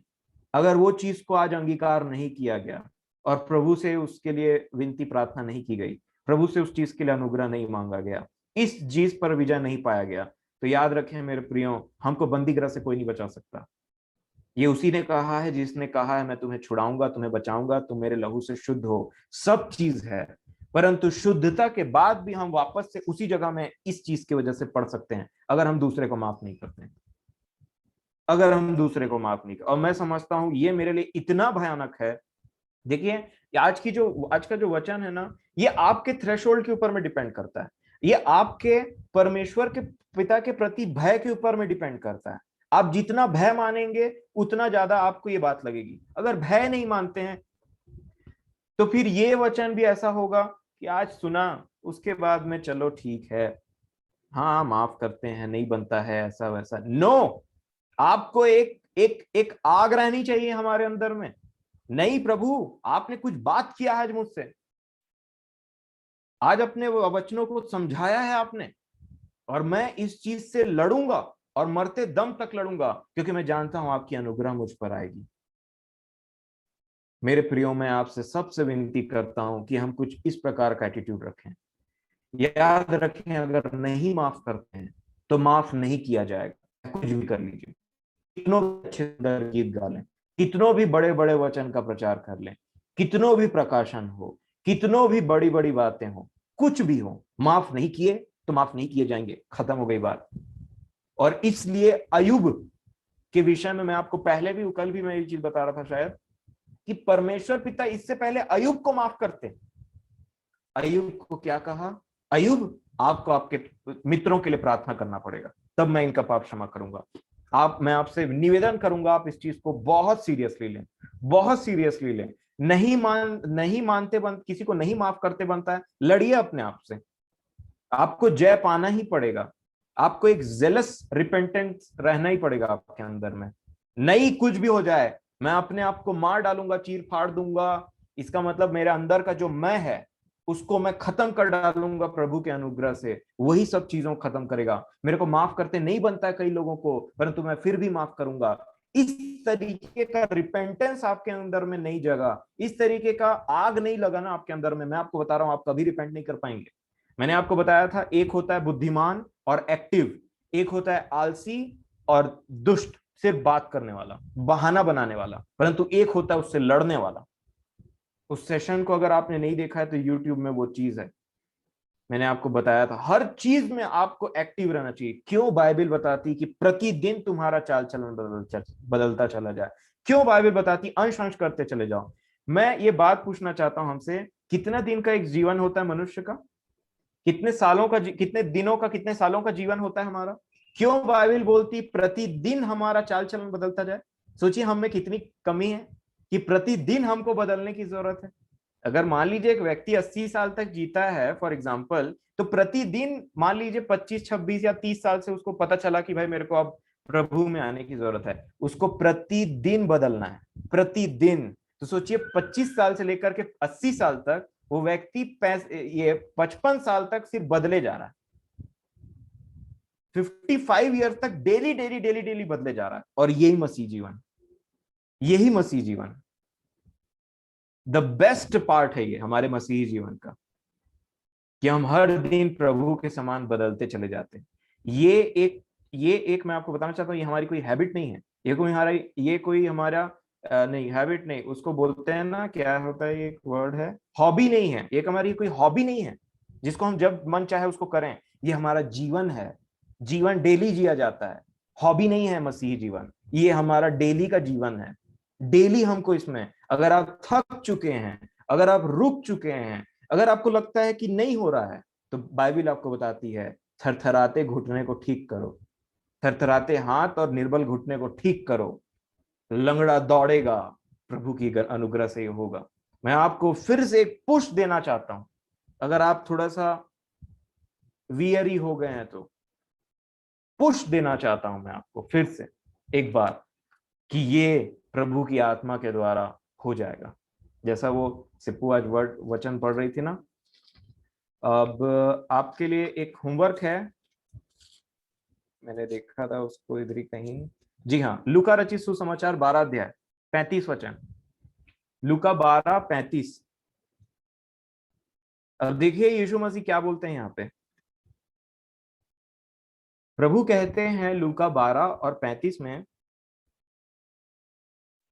लूका 12 और उसका 35 लिखा है, तुम्हारी कमरें बंधी रहें। कमरे मतलब कमर, एक से ज्यादा कमरे, ठीक है। लिखा है तुम्हारी कमरें बंधी रहें, तुम्हारे दिए जलते रहें, और तुम उन मनुष्यों के समान बनो जो अपने स्वामी की बाट देख रहे हो कि वह विवाह से कब लौटेगा, कि जब वह आकर द्वार खटखटाए तो तुरंत उसके लिए खोल दें, तुरंत उसके लिए खोल दें। धन्य है वे दास जिन्हें स्वामी आकर जागते पाए। मैं तुमसे सच कहता हूं कि वह कमर बांधकर अब उन्हें भोजन करने को बैठाएगा और पास आकर उनकी सेवा करेगा। यदि वह रात के दूसरे पहर या तीसरे पहर में आकर उन्हें जागते पाए तो वे दास धन्य है, तो वे दास धन्य है। परंतु तुम यह जान रखो कि यदि घर का स्वामी जानता कि चोर किस घड़ी आएगा तो जागता रहता और अपने घर में सेंध लगने न देता। तुम भी तैयार रहो, क्योंकि जिस घड़ी तुम सोचते भी नहीं उसी घड़ी मनुष्य का पुत्र आ जाएगा। ये आपका कल के लिए होमवर्क रहेगा।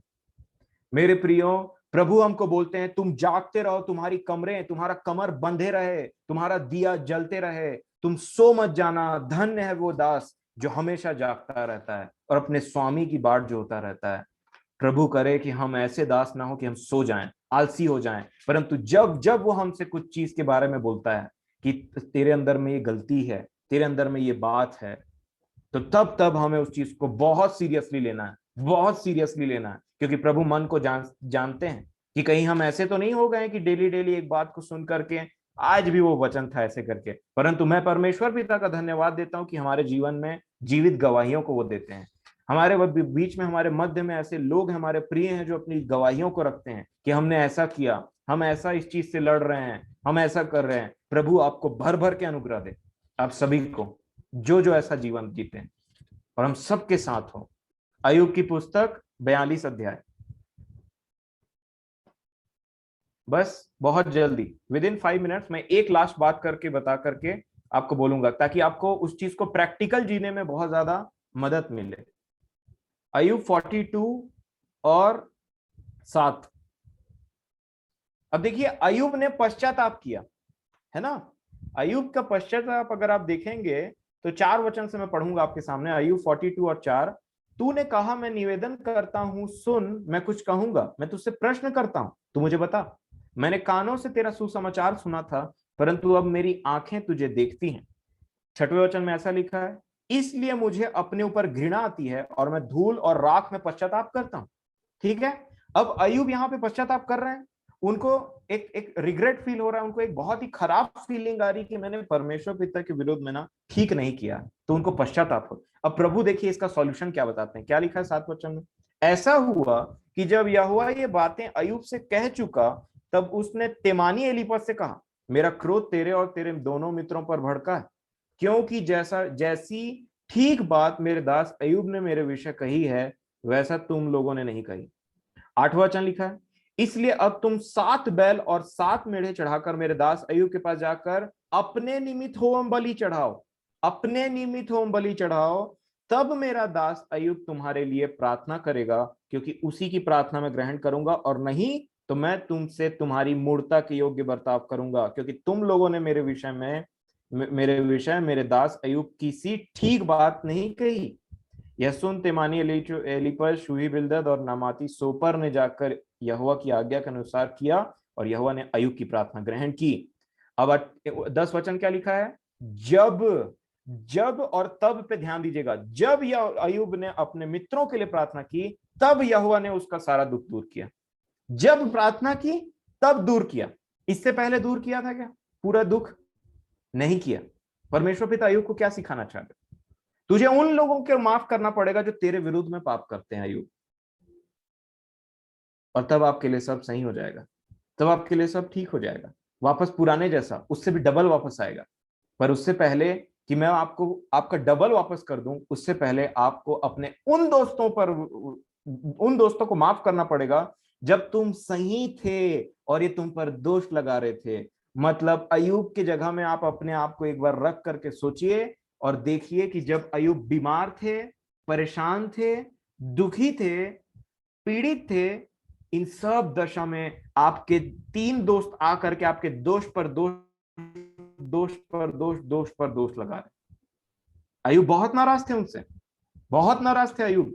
अगर आप पढ़े हैं अय्यूब की पुस्तक आप पढ़े होंगे तो आप जानते हैं अय्यूब बहुत बहुत ज्यादा ही नाराज थे, और वो बिल्कुल भी खुश नहीं थे। वो बोलते थे कि वो बोलते थे कि तुम निकम्मे शांति दाता हो। अगर आप अय्यूब 12 अध्याय को पढ़ेंगे तो बोलते हैं, तब अय्यूब ने कहा, निसंदेह मनुष्य तो तुम ही हो, और जब तुम मरोगे तो बुद्धि भी तुम्हारी साथ मर जाएगी। ऐसी ऐसी बातों को बोलते थे अपने दोस्त को, है ना। जो जितने दोस्त बैठ करके अय्यूब पर दोष लगा रहे थे, तू ऐसा है, तू ऐसा है, अय्यूब बोलते हैं तुम ही तो बुद्धिमान हो, एक तुम मरोगे तो बुद्धि भी मर जाएगी तुम्हारे साथ में, तुमको छोड़ के और कौन बुद्धिमान है। इतना कॉन्फ्लिक्ट होने के बाद में भी परमेश्वर पिता ने क्या बात रखी अय्यूब के सामने में, अय्यूब आपको प्रार्थना करना पड़ेगा आपके दोस्तों के लिए। जी हाँ, तभी अय्यूब का वापस फिर गया। आप माफ कर सकते थे जब आपके मुसीबतों में आपने कुछ गलत नहीं किया और आपके पास में 3 दोस्त आए आपके और तीनों दोस्त पे दोष लगा रहे, और प्रभु आपको बोलते थे, प्रभु मुझे बोलते थे कि पहले तुझे चंगा होना पड़ेगा तो इनको माफ करना पड़ेगा। ये क्यों कॉन्सेप्ट बाइबल हमको समझाती है अय्यूब की पुस्तक में? ये वही कॉन्सेप्ट है, माफ करेंगे तो माफ किया जाएगा, और माफ नहीं करते बनता है तो याद रखें एक बात कि ये चीज आपको परमेश्वर पिता से अलग कर सकती है, वापस से बंधुआई के जीवन में भेज सकती है, वापस से उन दुष्ट आत्माओं को इनवाइट कर सकती है, और वापस से हमारा जीवन को जो प्रभु में है उसको खत्म करने के लिए सिर्फ एक ही चीज काफी है, अगर हम माफ नहीं करते हैं तो। माफ करोगे तो माफ किया जाएगा। और यही बात उसने कहा प्रार्थना में कि जैसे हम अपने अपराधियों को क्षमा करते हैं, एग्जैक्टली वैसे ही तू हमारे अपराधों को क्षमा कर। और इसीलिए मत्ती 18 और 35 में क्या कह दिया प्रभु ने लास्ट में ये दृष्टांत को खत्म करते करते, इसीलिए जिस प्रकार ऐसा लिखा हुआ है ना, मत्ती 18 और 35, इसीलिए इसी प्रकार यदि तुम में से हर एक अपने भाई को मन से क्षमा ना करेगा तो मेरा पिता जो स्वर्ग में है तुमसे भी वैसा ही करेगा। मन से क्षमा नहीं करोगे तो पिता भी एग्जैक्टली वही करेगा, वो तो सब चीजों को देख रहा है। मेरे प्रियो, मेरे लिए ये टॉपिक बहुत इंपॉर्टेंट है। किसी ज्ञान से, किसी बिब्लिकल ज्ञान से या उन बातों से जिससे सिर्फ ऐसा होता है कि आपको लगेगा कि मैं बहुत ज्यादा बाइबल का जानकार हूं, उससे बहुत ज्यादा इंपॉर्टेंट मेरे लिए ये विषय है। मैं माफ नहीं करूंगा तो मेरा माफ नहीं किया जाएगा और पुराने जीवन में ढकेल दिया जाऊंगा। बहुत बहुत खराब बात हो सकती है। और इसलिए हो सकता है आप में से हो सकता है कईयों के जीवन में हम वो ग्रोथ को महसूस नहीं कर रहे हैं, वो छुटकारे को महसूस नहीं कर रहे हैं जो मसीही जीवन में एक्चुअल में पाया जाता है। अगर आप इस चीज को हटा दें तो आपके जीवन में परमेश्वर की दया, अनुग्रह और शांति और छुटकारे का बाढ़ आ जाएगा। ये हो सकता है कि एक ऐसा दरवाजा हो जिसने परमेश्वर की आशीष, उसकी दया, उसके अनुग्रह सब चीजों को बंद करके रख दिया है, क्योंकि हम अभी बंदी गृह में, क्योंकि माफ करते नहीं बन रहा है। ये खुलेगा, परमेश्वर पिता की बाढ़ वापस से आ जाएगी।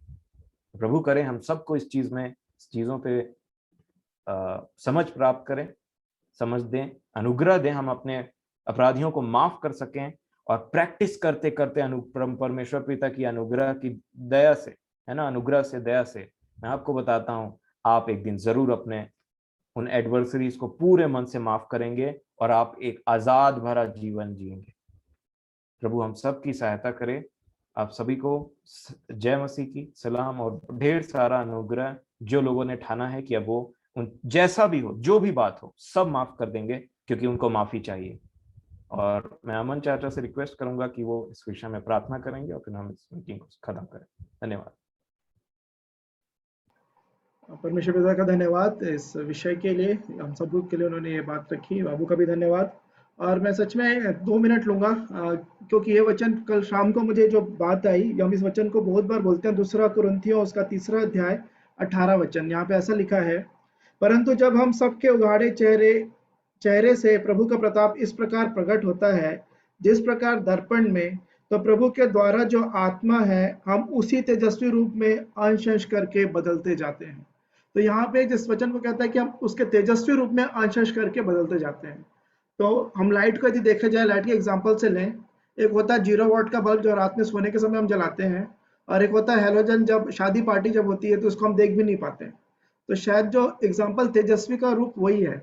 और यदि इसको हम वैसा समझने पाए अपने जीवन के लिए कि ये वचन हमारे लिए पाप करने का लाइसेंस ना बन जाए, कि यदि आप हम नंबर लाइन देखते हैं, नंबर लाइन होता है यदि बीच में 0 होता है और लेफ्ट साइड होता है -1, -2, -3, -4, जो 10,000 तक जा रहा है, 10,000 जो दिनार का है, और 0 से फिर होता है 1, 2, 3, 4, है ना। क्योंकि जब हमने बपतिस्मा लिया तो हमने किस बात का बपतिस्मा लिया, मैं आपको फिर से स्मरण दिलाना चाहता हूँ, जो पाया जाता है रोमियो 6वें अध्याय में।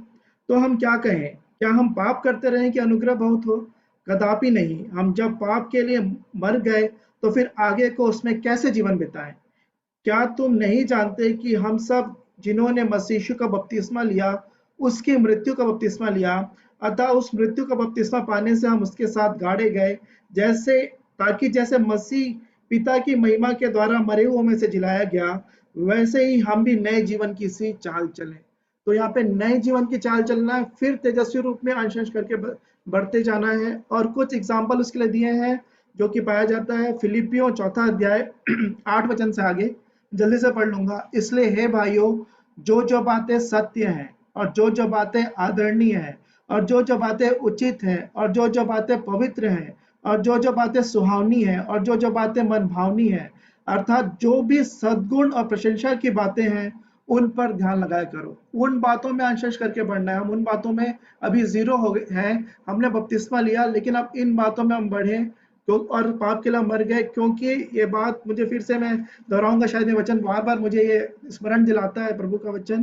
1 कुरिन्थियों 3 अध्याय, यहाँ पे ऐसा लिखा है, जो कोई उसमें बना रहता है वह पाप नहीं करता।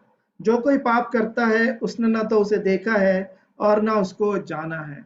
एक बात ये, और आगे है हम उसको पढ़ सकते हैं। और 9 वचन, जो कोई परमेश्वर से जन्मा है वह पाप नहीं करता, क्योंकि उसका बीज उसमें बना रहता है और वह पाप कर ही नहीं सकता, क्योंकि परमेश्वर से जन्मा है। तो हम पाप के लिए अंश करके छोड़ रहे हैं। पहले 10 झूठ बोलते थे, अब 9 झूठ बोलेंगे। वो अंश बदलना नहीं है। भलाई की बातों में अच्छाई की, करुणा, जैसे क्षमा करने की जो बात है, क्षमा करने में हम बढ़ते जाएं। पहले छोटी सी बात को क्षमा करें, फिर हम बड़ी बातों को भी हम क्षमा करने पाएंगे। वैसे अंश करके पॉजिटिव साइड में बढ़े, ना कि नेगेटिव साइड को कम करने को हम समझे कि हम बढ़ रहे हैं। नेगेटिव जीरो हो गया, हमने बपतिस्मा में यही विश्वास किया है और इस बात को हम माने। प्रभु हम सबकी मदद करें। इस वचन को मुझे जब आया रात में, तो मुझे बड़ा ही वो लगा कि शायद हम इस वचन को दूसरे तरीके से हल्के में, प्रभु के वचन को, जो पाप की जो गंभीरता है, जो पाप हमारे लिए नुकसान कर सकता है, उसको शायद हम हल्के में ना लें। प्रभु हमारी मदद करें। तो आइए हम अंतिम प्रार्थना में जाएंगे।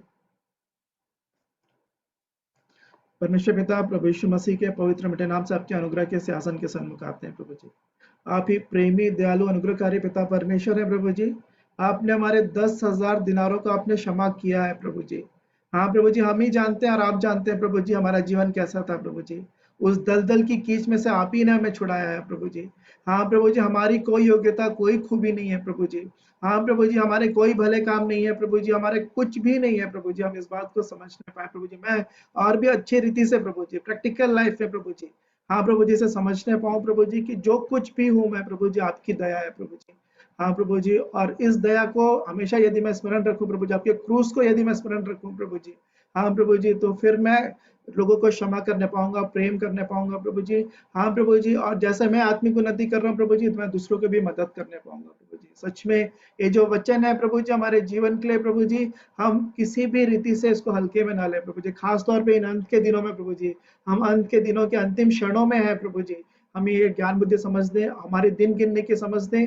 अब प्रतिदिन प्रभु जी हमारे जीवन में वो बदलाव आने पाए प्रभु जी, कि आपकी भली, भावती और सिद्ध इच्छा को प्रभु जी अनुभव से प्रभु जी, आप हमारे जीवन में अनुभव को आने देते हैं प्रभु जी, दोनों प्रकार के। हमें प्रभु जी वो देखने वाली आंखें प्रदान करें प्रभु जी। जिस प्रकार से एलिशा ने अपने सेवक के लिए प्रार्थना की कि प्रभु इसकी आंखों को खोल दे, कि वो देखने पाए कि सच्चाई में हो क्या रहा है प्रभु जी। हम सबकी सहायता मदद करें प्रभु जी। हम सबकी आंखें खुलने पाए, हमारे कान खुलने पाए, कि आप जो हमसे कहना चाहते हैं प्रभु जी, हाँ प्रभु जी, उसे सुनने पाए। और गूंगी बहरी आत्मा को भी हमारे जीवन से निकालें प्रभु जी, कि हम आपके लिए जो कार्य को करना है, जिन बातों को बोलना है प्रभु जी, हम अवसर को बहुमूल्य समझते हुए बहुतेरों को उस आग के प्रभु जी, उस नर की आग से प्रभु जी हम झपट कर बचाने वाले हो सके प्रभु जी। हर एक प्रिय जो प्रभु जी इस मीटिंग में जुड़े हैं प्रभु जी, और जो प्रभु जी जुड़ेंगे ऑनलाइन, उनके लिए भी हम प्रार्थना करते हैं प्रभु जी, कि आप उनके जीवनों पे दया करें प्रभु जी। क्योंकि आप ही ने जब लोगों की आंखें खोली, तब वो प्रभु जी आपके वचन को समझने पाए प्रभु जी। वो चेले जो आपके बारे में ही बात कर रहे थे, लेकिन जब तक आपने उनकी आंखें नहीं खोली प्रभु जी, वो आपको नहीं देख पाए प्रभु जी। हम सबकी सहायता मदद करें। संसार, शैतान की कोई भी बातें प्रभु जी, हमें आपके जो उत्तम भाग जो आपने हमारे लिए ठहराया है प्रभु जी, जो बीज जो रखा है प्रभु जी, वो प्रभु जी वो अच्छी भूमि पे पड़ने पाए प्रभु जी, ताकि वो फलवंत होने पाए प्रभु जी। ऐसी दया अनुग्रह चाहते हैं प्रभु जी। हाँ प्रभु जी, क्रोध के विषय में, घमंड के विषय में हमने सीखा प्रभु जी। हाँ प्रभु जी, आप हमारी दया, हम पे दया करें प्रभु जी, क्योंकि हम कुछ भी नहीं आपकी दया अनुग्रह के बिना प्रभु जी। हाँ प्रभु जी, लेकिन होने दे कि हम सही दिशा में बढ़े प्रभु जी। हम बार बार उन्हीं पापों को दोहरा कर उस चक्कर में ना वो साइकिल में चलाते रहे, वहीं वहीं पे घूमते ना रहे प्रभु जी। आप दया करें, अनुग्रह करें, हम आगे बढ़े जीवन में प्रभु जी। जो आपने हमारे लिए ठहराया उसे पूरा करें प्रभु जी। आपकी दया अनुग्रह चाहते हैं। हर एक बातों को आप ही के हाथों में सौंपते हैं प्रभु जी। और दुआ उद्धार करता प्रभु यीशु मसीह के पवित्र मीठे नाम से मांग लेते हैं। आमीन, आमीन। आइए हम प्रभु की प्रार्थना एक साथ करेंगे। हे हमारे पिता, आप जो स्वर्ग में है, आपका नाम पवित्र माना जाए, आपका राज्य आए, आपकी इच्छा जैसे स्वर्ग में पूरी होती है वैसे इस पृथ्वी पर भी पूरी हो। हमारी दिन भर की रोटी आज हमें दे, और जिस प्रकार हमने अपने अपराधियों को क्षमा किया है वैसे ही आप भी हमारे अपराधों को क्षमा करें, और हमें परीक्षा में न लाए परंतु बुराई से बचाए, क्योंकि राज्य, पराक्रम और महिमा सदा आपकी है। आमीन। आमीन। सभी को जय मसीह की शालोम। जय मसीह की शालोम।